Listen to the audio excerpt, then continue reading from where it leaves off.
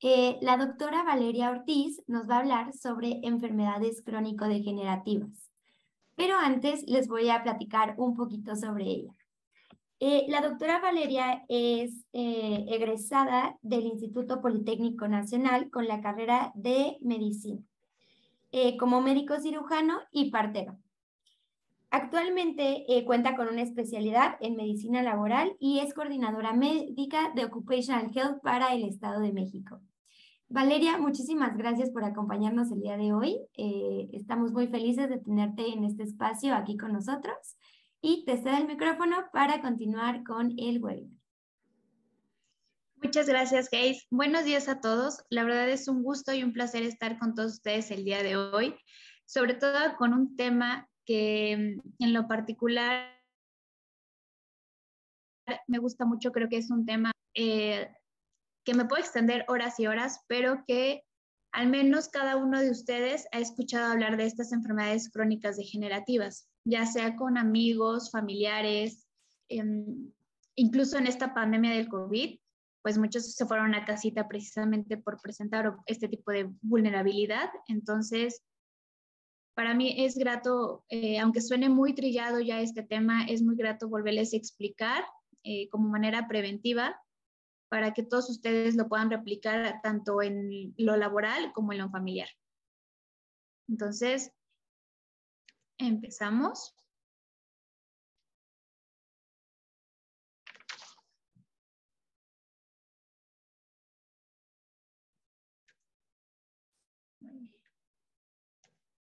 Ok, les voy a hablar un poquito sobre la definición de qué habla la enfermedad crónica, la epidemiología, los factores de riesgo, la diabetes mellitus tipo 2, la hipertensión arterial, dislipidemias y enfermedades cardiovasculares, que son las principales enfermedades crónicas, las que vamos a escuchar un poquito más o las más conocidas. ¿Okay? Sobre todo al final vamos a hablar un poquito de la prevención. En dado caso de que llegan a tener una duda durante la presentación, la pueden escribir y con mucho gusto se las trato de resolver. ¿Vale? Como definición, nosotros también las vamos a conocer como enfermedades no transmisibles. La característica de una enfermedad crónica es que son de larga duración, ¿no? Lo más común es que ya sean de por vida y solamente se tome pues tratamiento médico para evitar complicaciones y estén controladas, ¿no? Estas resultan de combinaciones de factores tanto genéticos, fisiológicos, ambientales y conductuales, ¿no? Afectan también desproporcionadamente a países lamentablemente de bajos ingresos y medios. Y bueno, con esto se han registrado que más del 75% de muertes son por estas enfermedades crónicas. Otro factor que va de la mano estrechamente, lamentablemente, es la pobreza. ¿Por qué? Porque este tipo de lugares en donde pues no hay un acceso a la salud, bueno, conllevan a más complicaciones. De hecho, ustedes pueden observar que en lugares o en municipios en donde hay este tipo de condiciones, prevalece el alcoholismo, tienen problemas alimenticios. Entonces, precisamente porque la limitación a los accesos de salud, pues no es, pues es, lamentablemente no dan como para que ellos tengan una consulta oportuna o una consulta de prevención, ¿no? Entonces, sí es que sean un poquito más en este tipo de condiciones.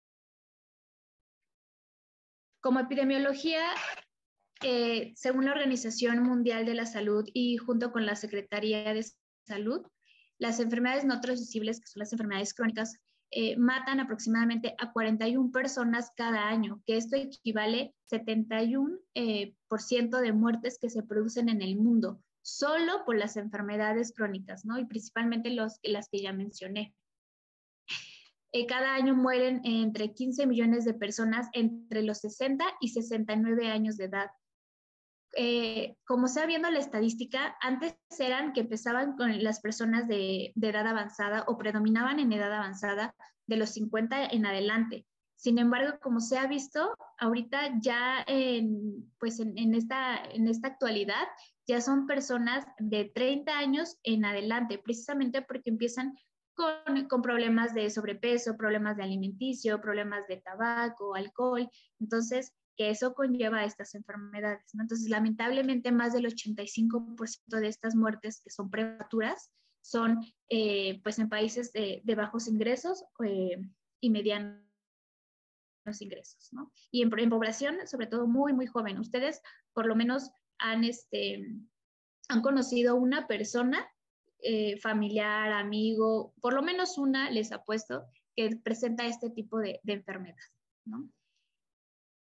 También tenemos como estadística que 17.9 millones de personas cada año sufren muertes por enfermedades cardiovasculares a consecuencia de estos factores, seguidas por el cáncer, y en tercer lugar tenemos a la diabetes con 1.6 millones, ¿no? Les voy a presentar ahorita esta tabla que es del SUABE, que es de la Secretaría de Salud. Habla de 29 enfermedades principales por las que las personas van a consulta. Si ustedes pueden observar, bueno, la primera son por enfermedades gástricas, úlceras, gastritis, duodenitis, problemas gastrointestinales. Pero si ustedes pueden observar en la primera rayita, que es enfermedades metabólicas, dice hipertensión arterial. Son una tasa de incidencia de 256 personas por cada 1,000 habitantes padecen este tipo de enfermedad, que es la hipertensión, seguida por la diabetes tipo 2, y está aquí en enfermedades, aquí igual enfermedades metabólicas, y la tercera es la obesidad. Entonces, seguimos siendo pues un país, lamentablemente, donde casi somos a nivel mundial el segundo país con muertes y sobre todo por este tipo de problemas, ¿no? Aquí les muestro una tabla por el INEGI, otra estadística, que son las 10 principales causas de muertes desglosadas por sexo en un periodo de enero a junio del 2021. Sobre todo se estima que esta mortalidad va a aumentar derivado a la pandemia, ¿no? Las tres principales, como ustedes pueden observar, son es COVID. Arriba hay una diferencia entre hombres y mujeres, pero la principal es COVID, ¿no? Ahorita les voy a hablar, no nos vamos a meter un poquito en el tema de COVID, sin embargo, las que siguen son enfermedades del corazón y diabetes mellitus.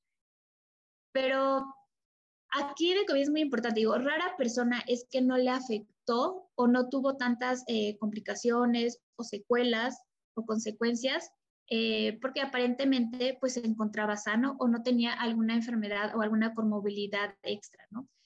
La mayoría de las personas con COVID, obviamente ya sin vacuna o antes de la vacuna, pues te presentaban precisamente algún tipo de esta enfermedad, diabetes, y sobre todo personas que no estaban controladas, en este caso diabetes, hipertensión, personas inmunosuprimidas, personas que tienen enfermedades cardíacas. Entonces, creo que fueron los principales a los que les afectó la pandemia y fueron más propensos a complicaciones. Entonces, si ustedes pueden ver en el año 2020, abajito viene que fueron 51,000 personas, pero subió hasta junio del 2021 y ya eran 145,159 personas que fallecieron lamentablemente por este tema, ¿no? Y si ustedes pueden ver, tanto en enfermedades del corazón y de diabetes, de 68 subió hasta 74. Entonces, se espera que en el 2030, o la estadística del 2030, según la Secretaría de Salud, y estas estadísticas, pues que van a aumentar un poquito más del 60% de la población. Precisamente creo que es una cifra muy importante y les vuelvo a reiterar, son enfermedades que todos en algún momento han escuchado, pero ya se volvió lamentablemente algo normal. O sea, si ustedes conocen a una persona que digan, tiene diabetes, tiene hipertensión, o sea, ya se volvió muy común. Y yo en lo particular como médico, yo digo, o sea, no puede ser, es como, voy a la tienda, ¿no? O sea, es algo muy normal. Entonces esto, la verdad, sí preocupa, porque esto conlleva a más muertes. Si en dado caso viene otra pandemia, imagínense cuántas personas no están descontroladas y si nos va a pegar, ¿no? Entonces hay que ser conciencia. Digo, a lo mejor esta pequeña información que yo les doy o que les trato de replicar es porque de uno a lo mejor cada una le dicen a otras 3 personas. Entonces, hay que fomentar la prevención entre nosotros, ¿no? En todos los ambientes, laboral, familiar, de amistad, pero hay que seguir replicando esta información.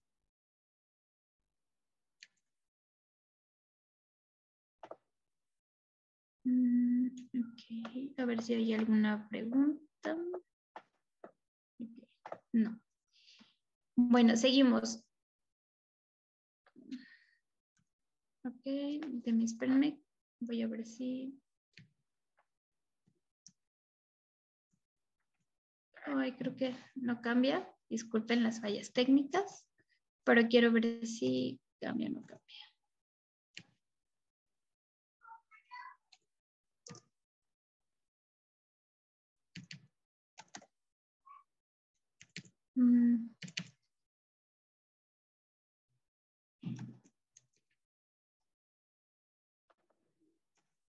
Ok, listo.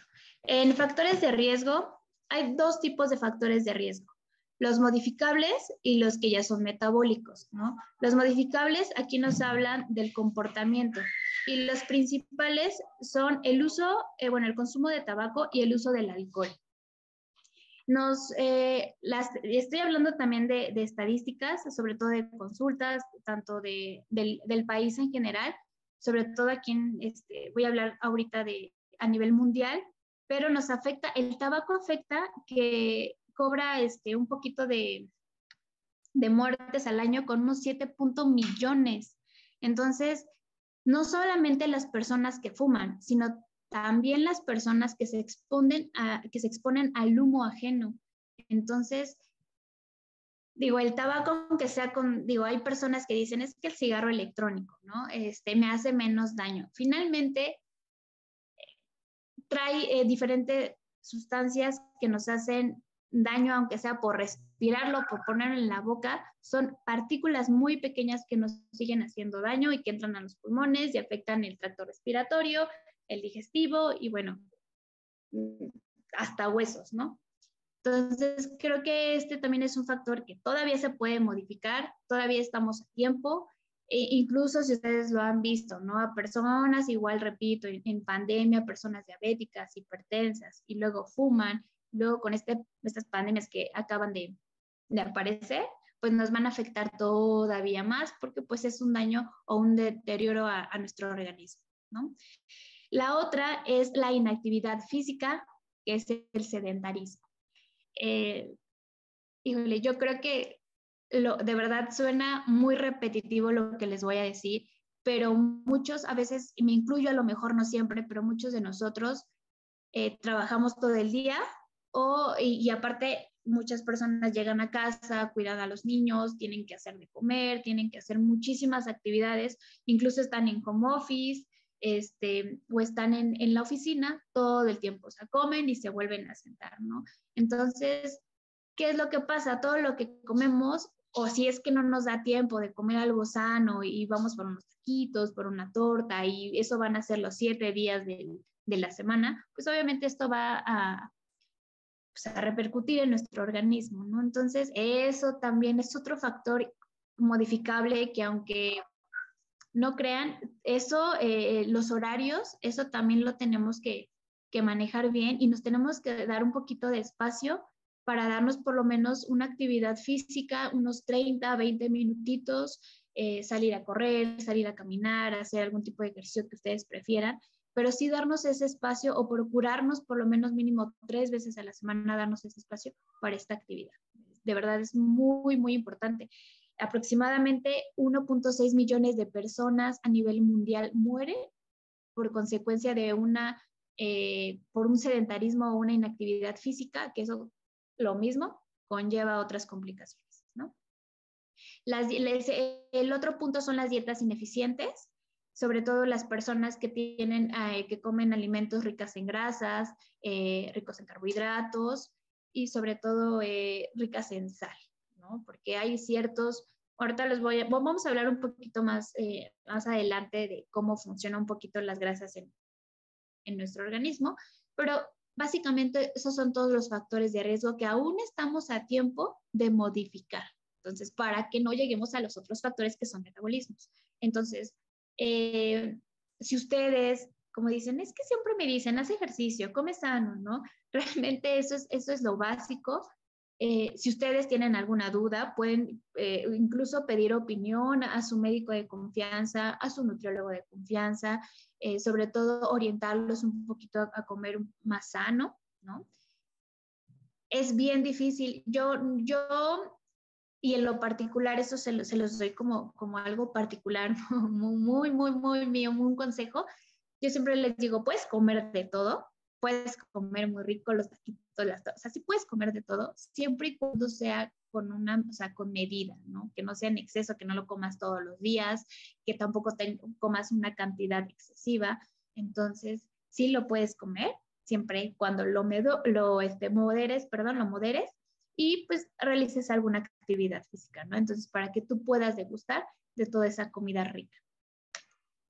Pero no le digan que el consejo se los digo, por favor, yo. Los otros factores de riesgo son metabólicos, que contribuyen 4 cambios metabólicos fundamentales que precisamente aumentan el riesgo de una enfermedad crónica. El primero es un aumento de la tensión arterial, algunos alimentos, el alcohol, también esto hace que aumente la presión arterial. Incluso les voy a, hablar un poquito ya que nos tendemos en la hipertensión, el estrés. Entonces, eso nos aumenta este riesgo, ¿no? El sobrepeso, la obesidad, la hiperglucemia, que es la concentración elevada de glucosa en sangre, las dislipidemias, que son las concentraciones elevadas de grasas en sangre. Al tener estos factores, ya, o sea, sí o sí tienes que hacer un cambio del estilo de vida, ¿no?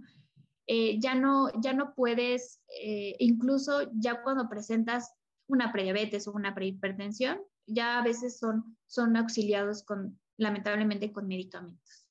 Entonces, lo que tenemos que si no hacemos los factores de riesgo que son todavía modificables, o sea, que en ese punto sí los podemos todavía como prevenir estos, adelante. Porque ya una vez, la verdad, difícilmente cuando llegas a uno de estos y sigues teniendo esos hábitos malos, difícilmente, la verdad, hay un retroceso, entonces eso ya hace que tú desarrolles esta enfermedad o alguna de estas enfermedades. Entonces, aguas, ustedes hagan conciencia, repasen realmente cómo es su estilo de vida, si es bueno, si no es bueno, porque a lo mejor ahorita todo está normal, todo está bien, son jóvenes la mayoría, pero en dado caso, si es una persona que tuvo malos hábitos incluso desde la adolescencia, en la pubertad, hasta que llegue hasta los 50, 60, o sea, olvídense, la mayoría de las personas ya ni a los 60 años llegan, precisamente por las complicaciones, ¿no? Y bueno, también por el estilo de vida. La primera enfermedad crónica es la diabetes tipo 2. Esta enfermedad, perdón, se habla de una deficiencia absoluta o parcial de la producción o acción de la insulina. La etiología de esta enfermedad es diversa. Es multifactorial. La verdad, hay diferentes tipos de diabetes. Ustedes han llegado a hablar de la diabetes tipo 1 o la diabetes juvenil. Normalmente esa puede ser un poquito más genética o en personas más jóvenes. Normalmente la diabetes tipo 2 son en personas de edad avanzada, de edad adulta, que ya tienen diferentes pues, complicaciones. Hay diabetes gestacional, mujeres embarazadas, y hay diabetes tipo genético, ¿no? Que ya diferentes, no hay como pues una característica en común, o sea, puede ser variable, ¿no? Esta deficiencia a grandes rasgos es que el páncreas no produce la insulina que que es, y al aumentar esta, a la vez, al aumentar esta insulina en sangre, pues obviamente daña el sistema circulatorio, ¿no? Y obviamente, ¿por qué? Porque el azúcar no es utilizada debidamente, entonces, pues hay una concentración mayor, ¿no? Los síntomas o las características de esta diabetes, hay diferentes síntomas y quiero que no se asusten porque normalmente cuando llego a decir los síntomas o algunos médicos llegan a decir los síntomas, todas las personas dicen, es que yo lo tengo, es que yo lo tengo, ¿no? O sea, simplemente sí hay que empezar a diferenciar y obviamente con otros factores, no es solamente que tenga estos en específicos, ¿no? Pero puede ser la sed excesiva, que es una característica muy común, el hambre, un aumento del apetito, ganas de orinar, sobre todo nocturnas, debilidad y fatiga. Estos son como las principales características de esta enfermedad. Sin embargo, también hay otras diferentes. ¿Okay? Y los factores de riesgo siempre van a ser los mismos casi en todas, ¿no? Que el sobrepeso, genéticos, la alimentación rica en grasa, incluso si yo de hija, ¿no? Y tengo a mis papás que son diabéticos, también tengo una gran predisposición genética para presentar esto, ¿no? Entonces, también tengo que empezarme a cuidar precisamente para evitar desarrollar una prediabetes o incluso una diabetes. Las complicaciones son muchísimas. Pueden ser desde retinopatías en ojos, nefropatías, que es en el sistema renal, cardiopatías en el sistema del corazón. Entonces, incluso ustedes, en estas personas específicamente que son un poquito más inmunosuprimidas, son propensas a tener enfermedades como tuberculosis, COVID, claro está, y influenza, ¿no? Entonces, son sobre todo enfermedades respiratorias, son los que son un poquito ahí más propensas, ¿no? Aquí le puse una tablita y ustedes pueden observar que son los criterios diagnósticos. Estos criterios son dados por una asociación americana de diabetes a nivel mundial, ¿no? Entonces, de una manera como ustedes pueden ver o a lo mejor llegan a escuchar cómo se detecta la diabetes, son por estos parámetros, independientemente más los síntomas, ¿no? Es una glucosa en ayunas mayor a 126. ¿Sí? De preferencia puede ser una glucosa que es cuando te pinchan, que es una glucosa capilar, o una glucosa de sangre, que es un poquito más específica, ¿no? Pero siempre y cuando en ayunas tengamos mayores a 126, ya nos están hablando de que tenemos diabetes, ¿ok? Aquí lo ideal, si es la primera vez que te sacan alguna glucosa y sale con esta elevación, si es necesario volver a hacer a la semana o en el transcurso por lo menos unos 3 días seguidos a la semana la toma de glucosa para poder definir el diagnóstico según cómo su médico les oriente y les mencione. Hay otro estudio que es la tolerancia oral a la glucosa sanguínea con una glucosa sanguínea a las 2 horas. Este estudio en específico, digo, no a todos se los llegan a hacer, según el médico que les corresponde. Normalmente siempre es por una glucosa al azar, que es la que está abajo, que son con síntomas clásicos de la hiperglucemia o crisis hiperglucémica, que es normalmente en cualquier momento, incluso después de desayunar a las 2 horas. Yo me llego a tomar la glucosa y llega más arriba, bueno, llega a sobrepasar estos 200 de glucosa, también es un parámetro para diagnosticar el problema. ¿Okay? Y hay otra que es específica, que es la hemoglobina glucosilada, que es la manera del laboratorio. Y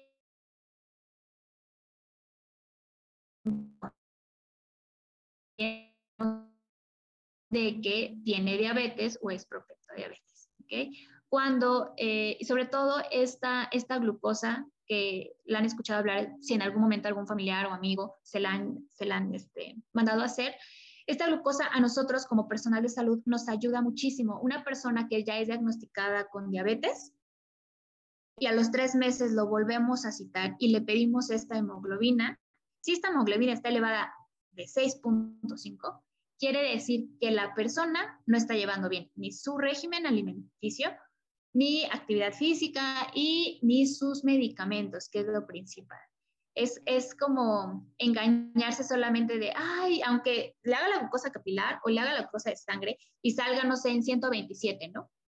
Pero si esa hemoglobina me sale más de 6.5, quiere decir que ese paciente no está en control y no se está cuidando. Entonces, ahí nosotros personal de salud, podemos ver si el colaborador, el paciente, nos está mintiendo. Entonces, cuando está abajo 5.5 y su glucosa en 126, quiere decir que es una persona diabético que está controlada. Entonces, eso digo, les paso el tip, pero si es ahí, de ahí definimos si realmente es una persona que sí está llevando bien su control o definitivamente es una persona que no le interesa su salud y no se está cuidando.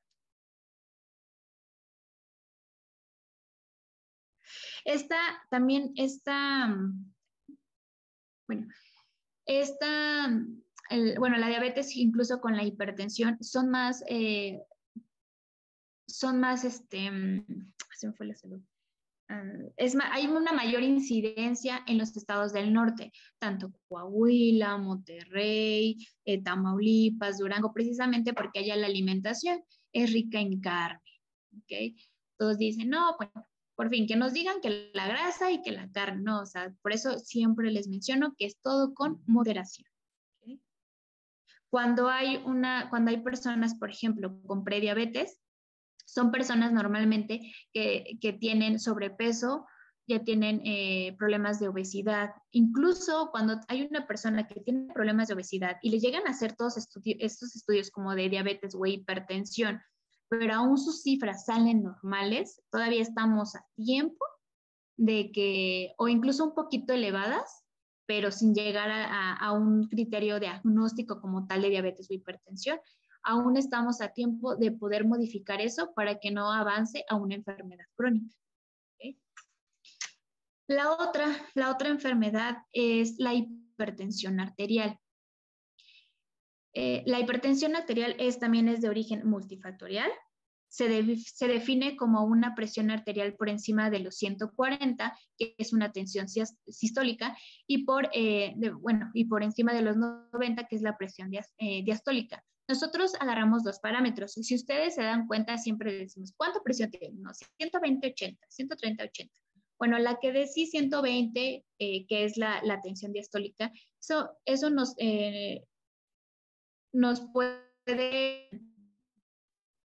nos dice la contracción que el corazón y la cifra de abajo, que es la 80, es la relajación que hace el corazón. Entonces es como, digamos, la presión que ejerce.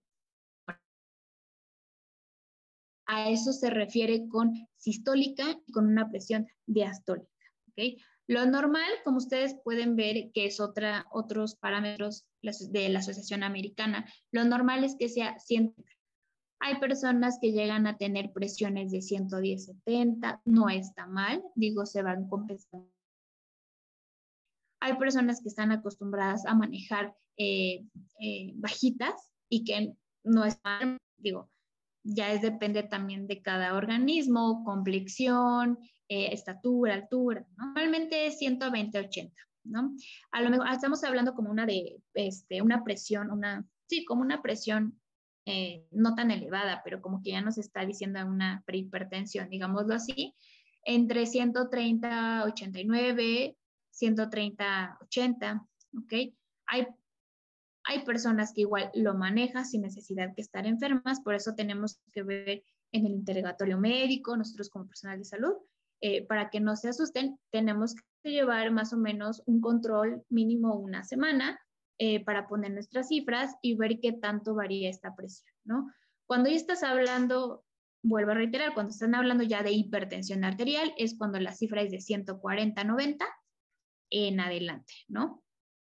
Aquí hay que ver mucho porque cuando ustedes van al médico y se toman la presión, a veces no no toman en cuenta o que vienen corriendo o que vienen caminando o que vienen asustados, acelerados. Entonces yo siempre les recomiendo, si les van a tomar algún familiar la presión, porque ahorita ya la verdad la mayoría en casa tienen un manómetro digital o incluso, bueno, sí, llegan al el de mercurio, pero sí, la mayoría ya tiene un manómetro digital en casa.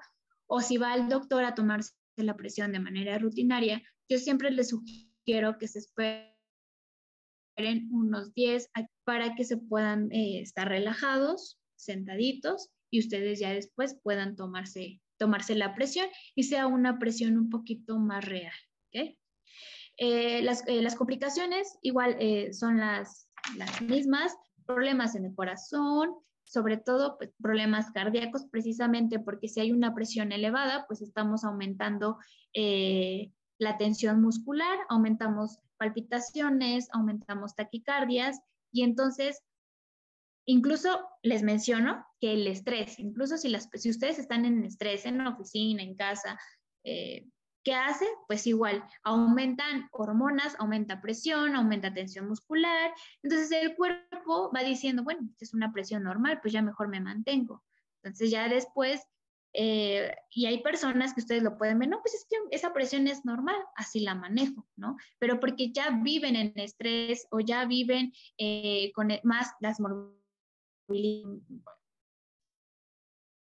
súmele el estrés más la obesidad, pues imagínense, ¿no? El estado en el que está su cuerpo, entonces ya no va a bajar difícilmente cuando ya los diagnostiquen, eso sí les va a ser súper transparente, cuando ya los diagnostiquen como diabéticos o hipertensos, ya no hay machetes, o sea, ya es nada más de aquí hasta donde decida tener tratamiento médico. Entonces ya es de por vida prácticamente, ¿no? Entonces, la presión normalmente, cuando ya hay una prehipertensión, perdón, es recomendable que se la tomen 2 veces en diferentes días, en diferentes horas, para igual poder llevar una bitácora como de horario y seguimiento. ¿Okay? La mayoría de las personas, incluso personas que tienen sobrepeso, dicen, no, yo me siento bien, me duele la cabeza, ¿no? La mayoría de las personas han escuchado que dicen, es que me duele la cabeza, voy a tomar la presión, ¿no? Se la toman, está bien, nada más es un dolor. Pero hay personas que dicen, es que me duele la cabeza, veo borroso, me suman los oídos, tiene sobrepeso, entonces ya tomamos la presión y sí, está alta. Y dice, no, pues es que la verdad yo creo que nada más es por esta vez. Incluso la mitad de las personas que son hipertensas han estado como sin nada. O sea, son personas que ya después se dieron cuenta que eran hipertensas, pero andan con sus 140-90 caminando normal, haciendo sus actividades normales, hasta que un día llega la descompensación.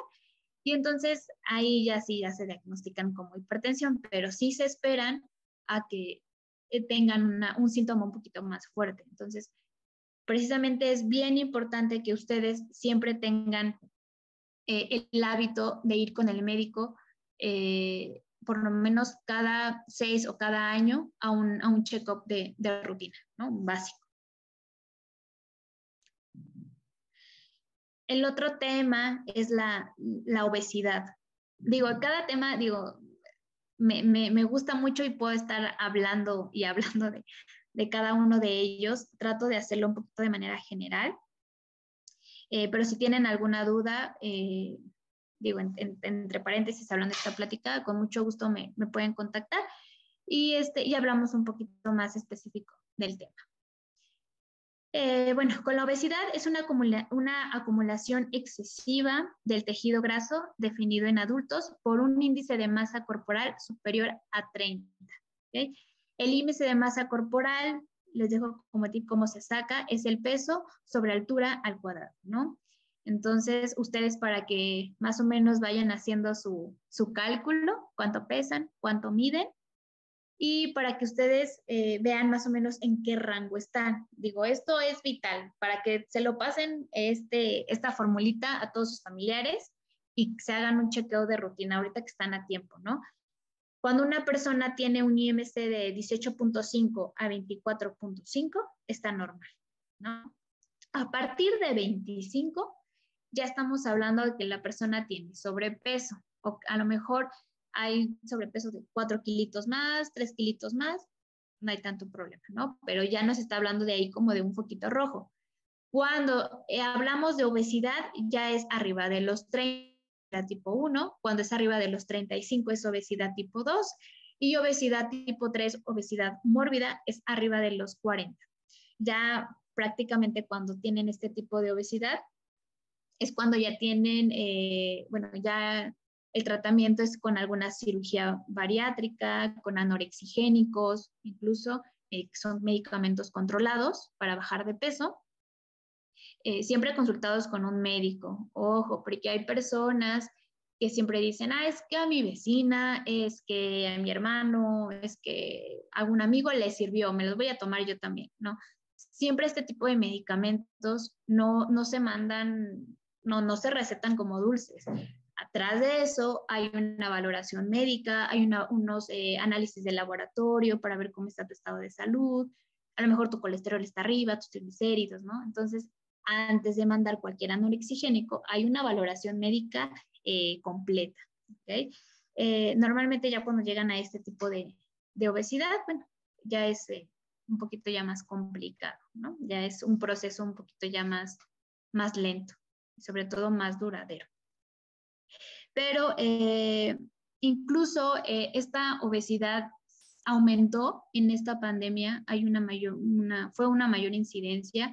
¿Por qué? Pues porque todos estábamos en casitas, algunos estaban encerrados haciendo home office, entonces algunos incluso con problemas ya conductuales como tipo depresión, ansiedad por el encierro, entonces, ¿qué hacían? Pues comían, ¿no? Y comían pues un exceso calórico. Entonces, muchas personas en el día de hoy, de verdad, de verdad, y también soy transparente, me incluyo, a veces pues, no hacemos nada, no las pasamos comiendo, o estamos en la computadora, estamos comiendo y no hacemos alguna actividad física. Entonces, háganse un análisis ustedes también, háganse su formulita, vean cuánto pesan, cuánto miden, hagan en dónde están saludables, sobrepeso, obesidad, para que hagan una detección oportuna, ¿ok? Sobre todo también sus familiares. Hay personas que incluso, y lo han escuchado con la abuelita, con la mamá, es que el niño está gordito o está gordito es porque está sano, ¿no? No el hecho de que sea una persona obesa o una persona con sobrepeso quiere decir que sea sano. ¿Okay? Hay personas con obesidad que presentan desnutrición. Entonces, ¿por qué? Porque prácticamente no tiene nutrientes su cuerpo, sus células no tienen energía como debe de ser con los nutrientes. ¿Y qué hace? Pues todos los órganos envuelven, que es la grasa visceral, envuelve el corazón, hígado, riñones. Entonces prácticamente esa grasita va tapando los órganos. Entonces ya ahí hay un problema, ¿no? Hígado graso, diabetes, hipertensión y todas las enfermedades crónicas y complicaciones que ya hemos mencionado. Entonces, no quiere decir que el hecho que esté gordito esté sano. Puede presentar desnutrición. ¿Okay? Entonces, y bueno, ahorita, como ya les había mencionado, la mayoría es que ahorita en obesidad, y me he dado cuenta que las personas son cada vez más jóvenes. Estamos hablando de personas de a partir de 18 años, incluso algunos niños, como ustedes, algunos pueden conocer, pero a partir de los 18 años a los 45, 50, hay personas ya con obesidad mórbida. Entonces, pues imagínense, esa persona ya si presenta alguna enfermedad crónica es, digo, bien complicado porque sí es un proceso muy largo.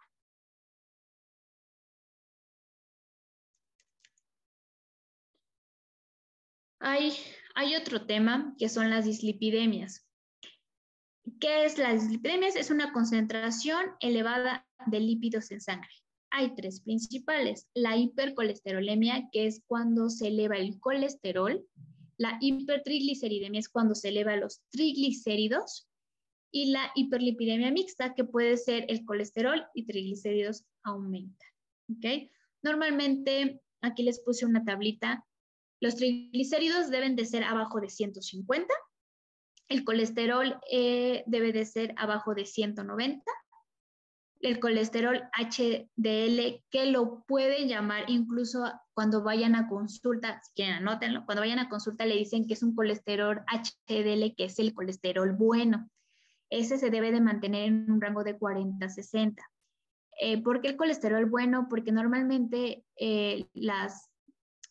¿cómo se lo digo? Las capsulitas o las lipoproteínas, que es ese colesterol como unas rueditas, van directamente al hígado y lo metabolizan. ¿Okay? Pero el colesterol LDL de manera general son igual bolitas de grasa, pero son más propensas a que se peguen en las arterias. Entonces, al pegarse a las arterias, pues ahí hay un problema de grasa de ateromas, entonces se llegan a pegar y es cuando hay complicaciones cardiovasculares, es cuando hay émbolos o cuando te dan infartos. Entonces, a ese colesterol les llegan a decir que es el colesterol malo, ¿no? Entonces, debe de ser menor a 130, óptimo de 100. Pero si están en 80, 90, tampoco pasa nada. Digo, mientras no esté elevado ese colesterol, no hay ningún problema, ¿vale? ¿Por qué? Porque si cualquiera de este tipo de grasita está elevado, se puede llegar a pegar no solamente en las arterias, sino también en tendones, en piel, en hígado, entonces ahí puede haber problemas como hígado graso. ¿Okay? Entonces, cuando les hablen de hipercolesterolemia o hipertrigliceridemia, ustedes ya saben más o menos a qué se refiere y cuáles son los valores normales y cómo es lo que cómo lo pueden modificar. Los factores de riesgo, vuelvo a reiterar, vuelvo a repetir, son exactamente los mismos que vimos al principio. Las enfermedades cardiovasculares, la principal enfermedad cardiovascular que ahorita vimos es la enfermedad isquémica, que es lo que incluye, pues son padecimientos que implican una disminución del flujo sanguíneo, una disminución en el aporte de oxígeno al miocardio, que significa, el miocardio es una parte del músculo del corazón, y esto disminuye el flujo sanguíneo. Como ustedes ven en la imagen, la arteria coronaria está normal, y la aterosclerosis, ¿qué es eso? Ahí ven, o abajo, que es el trombo sanguíneo, ¿qué es esa placa de ateroma? Es una placa de grasa, literal. Entonces, esa grasa, como ya les dije, si va pasando sangre, se pega a una pared que se llama endotelio, que es la pared de la arteria o de los vasos sanguíneos. Entonces se va pegando, se va haciendo gruesa y dura, entonces ya no pasa el flujo de sangre y se hacen trombos, se hacen como coagulitos. Entonces es cuando ya empiezan con infartos, incluso infartos cerebrovasculares, si hay complicaciones, ¿no? Y ahí es prácticamente para que vaya con médico a hacer ya un tratamiento ahí invasivo, ¿no? En limpiar toda su sangre y quitar esa plaquita de ateroma. Entonces, hay personas que tienen obesidad, que tienen hipertensión, que tienen diabetes, y lo toman como muy normal. Bueno, estoy joven, ya en un mes empiezo a hacer la dieta, en un mes el ejercicio, y así se pasan toda la vida. Pero cuando llegan a tener algún infarto es porque la mayoría con personas así es que ya tienen ahí una plaquita de grasa y no lo atendieron oportunamente y adecuadamente. Entonces, la enfermedad isquémica es una enfermedad, se puede prevenir, ya les había dicho que sí, pero es la más común en enfermedades o después de las dislipidemias, es la enfermedad vascular más, pues más común que se presenta en todas estas enfermedades de hipertensión o diabetes. Normalmente todas casi van acompañadas. Si no tienes una diabetes controlada o una hipertensión controlada o una dislipidemia controlada, normalmente siempre son fallas cardíacas, fallas renales y cerebrovasculares, ¿no? Entonces, creo que eso es lo más importante que ustedes deben de saber. Más o menos aquí les puse una gráfica, la incidencia, ¿no? El número de casos, que es en rojito como ustedes ven, y la línea es la tasa de los casos acumulados. Entonces, ustedes ven en el 2000, aquí no viene, pero más o menos en las edades. Si ustedes ven, lo más que están un poquito elevados es de los 25 a 45 años. En el caso de las mujeres que están en rojo, de los 50 a los 59 y de los 65. Entonces, realmente de los 25 a 45 años ya estamos presentando este tipo de enfermedades crónicas. Y en los hombres, igual, 25 a 44, 50 a 59 y 65 más. No dejándolo a un lado, que las demás edades ya están aumentando, ¿no? Y esto solamente es del año pasado. Les digo, para final del otro año, esto va a aumentar, incluso yo creo que a mitad de año esto va a aumentar, yo creo que un 40, un 50%.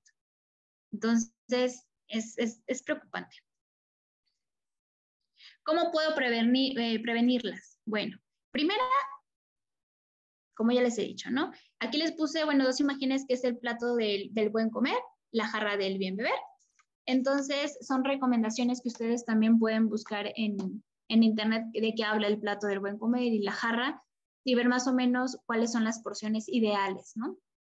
Por ejemplo, yo aquí les puse el plato, que verduras muchas, leguminosas y alimentos de origen animal pocos o moderados, con cereales y leguminosas pues se pueden combinar, pero aquí es un poquito más de verduras, ¿no? Que su alimentación sea rico en esto. Entonces, es seguir una alimentación saludable, mantener un horario de alimentación disciplinado, evitando periodos muy prolongados de ayuda. Ojo, aquí les doy un tip rapidísimo, que ya se nos va a acabar el tiempo. A veces muchas personas dicen, ay, ya voy a dejar de comer y ya con eso voy a bajar de peso, ¿no? Ojo, si tú empiezas a comer, no sé, ay, es que nada más voy a comer unos tacos el día de hoy, ya, y ya no como más. Toda esa grasita se va reservando en tu cuerpo. ¿Por qué? Porque no lo estás, digámoslo, entre comillas, quemando, no lo estás quemando, entonces se empieza a reservar porque va a decir, oye, es que ya no me está dando más energía, ya no me está dando más alimento, entonces yo cuerpo reservo más para el ratito. Entonces, esos ayunos prolongados no funcionan. Al contrario, si tú haces ejercicio y empiezas a comer sanadamente, toda esa azúcar o calorías se empiezan a quemar y ya no va a reservar nada tu cuerpo. Entonces, el ayuno prolongado no funciona. Evitar el sedentarismo y activarse por lo menos 30 minutos en el día. Digo, no es necesario que se apunten en el gym o que sean fuertes, no. Simplemente con que ustedes caminen, corran 30 minutitos diarios, que hagan este tipo de actividades o natación si ustedes quieren, es lo ideal, ¿no? Modificar el estilo de vida o incorporar hábitos saludables.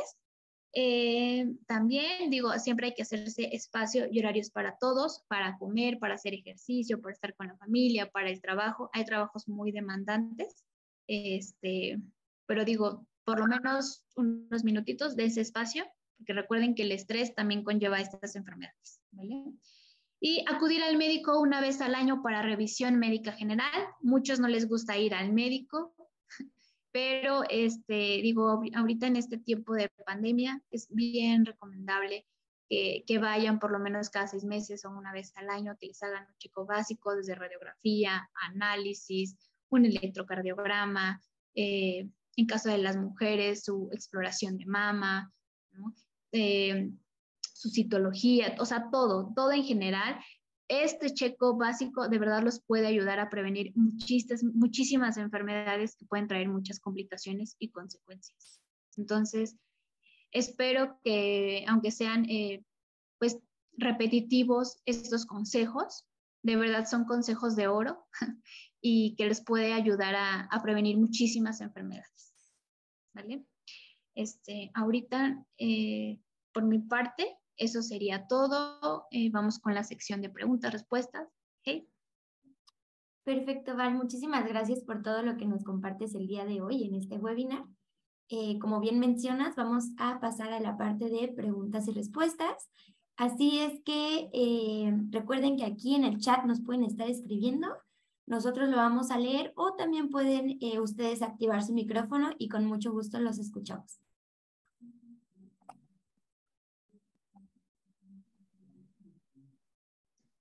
Aquí tengo una pregunta, doctora. Dice, ¿es igual de peligroso si tengo la presión alta que la presión baja? Sí. La presión baja, que se llama hipotensión, ahí va acompañado con otras comorbilidades, no precisamente de hipertensión. Entonces, ojo, a lo mejor si eres hipotensa, puede ser que así tú manejes tu rango de presión normal. Sobre todo a lo mejor hay que ver complexión, tu estatura también tiene que ver, pero ahí sí yo te diría que si tienes problemas a veces son fisiológicos, y no hay un porqué, pero de preferencia hay que ser igual laboratoriales para ver cómo estás de tu hemoglobina. Algunos presentan con hipotensión, presentan anemia. Entonces yo te diría que en algunas personas puede ser normal, pero no en todas. Entonces yo te diría que vayas a un check-up básico con el médico, ¿vale? Para que te haga completo todo tu revisión médica. Perfecto. Aquí tenemos otra pregunta que dice, si el IMC es de 0.003, ¿en qué rango estaría? Ok. A veces hay ahí bueno, en la fórmula tienen que poner el peso y abajo 1.53 por, bueno, a su altura, ¿no? 1.59 por 1.59. Entonces, ese resultado, arriba ya le ponen el peso y abajo este resultado. A veces si lo ponen como tal en centímetros, 1.58, les da un error, pero ahí sí yo les doy la recomendación que lo pongan como tal, 1.58, 1.58.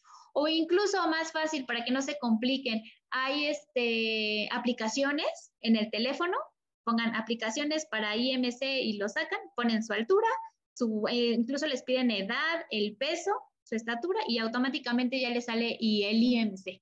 Entonces, para que no se compliquen, pueden bajar una aplicación. Perfecto. Jennifer, no sé si contestamos tu preguntita o si quieras tú preguntarnos algo adicional aquí, aprovechando que la doctora está con nosotros. Dice que sí, que muchas gracias, claro. No, ¿de qué? Gracias a ti. Perfecto.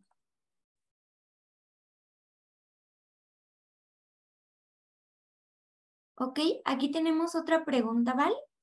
Nos dicen, ¿qué podemos hacer nosotros para comenzar a comer mejor si es que al día de hoy estamos acostumbrados a una vida llena de rapidez? No te escuché y se cortó un poquito. Ok. Por lo que entiendo aquí, Val, quieren saber algunos consejos para empezar a comer mejor si es que en esta vida tan rápida que estamos, en la que estamos ahorita, o alguna recomendación. Ok, yo siempre les pongo, como son horarios de oficina, a veces muchos comen en la oficina o comen fuera, ¿ok? Yo les digo que siempre se preparen su desayuno algo muy ligero, muy light, entre comillas, que reduzcan un poquito, que son harinas, sobre azúcares refinados también. Lo ideal es que coman 5 veces en el día su desayuno sin tanta azúcar, sin tanto pan, una colación, ahí pueden meter, no sé, zanahorias, incluso cuando están en el trabajo y no tienen que comer, llévense sus topercitos con zanahoria picada, jícama picada, pepino, entonces vayan comiéndolo en el carro, en las oficinas, su comida, si comen fuera y van a una fondita, pues tratar de evitar su guisado y no comerlo igual con tanta tortilla, con tanta azúcar, ¿no? Después, si van al gimnasio, pues antes igual comer su colación, no sé, igual pepino, zanahoria, cositas que sean rápidas para ustedes, pero que sean igual manzana, una media manzanita picada, que no se les eche a perder también a ustedes y que sea muy fácil. Y ya en la cena, pues comer algo light, una gelatina light, yogurcito,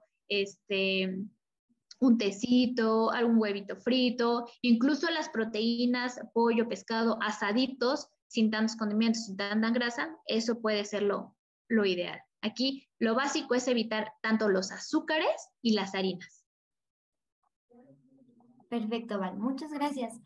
Pues por el momento esas son todas las preguntas que tenemos aquí en el chat y que hemos recibido.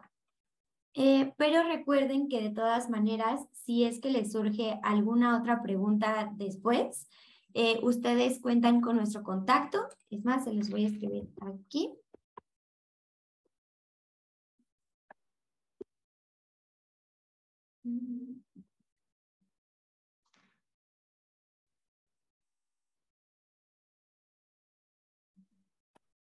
y nos pueden hacer llegar en cualquier momento cualquier duda que les pudiera surgir con respecto a este tema. Ok, Leticia dice, muchas gracias. Gracias a ti por asistir el día de hoy, Leticia. Recuerden que en Occupational Health estamos sacando constantemente webinars, capacitaciones, podcasts. Síganos en nuestras redes sociales. Estamos en YouTube como Occupational Health México, en LinkedIn como Occupational Health México y en Facebook como Occupational Health. Estamos constantemente compartiendo ahí también información muy valiosa con el objetivo de mejorar nuestra salud continuamente. Muchas gracias por estar el día de hoy con nosotros, doctora Valeria. Un placer y sin duda excelente webinar, excelente presentación. Muchas gracias a Gracias. todos también. Cuídense, bonito día. Bonita Bye. tarde, hasta luego.